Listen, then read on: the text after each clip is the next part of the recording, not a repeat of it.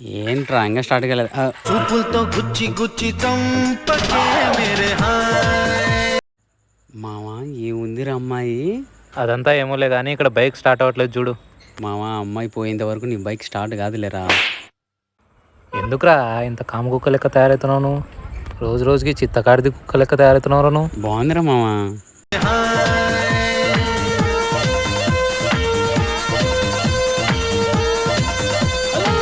గుండెల్ని గుల్ల చేసి జారకే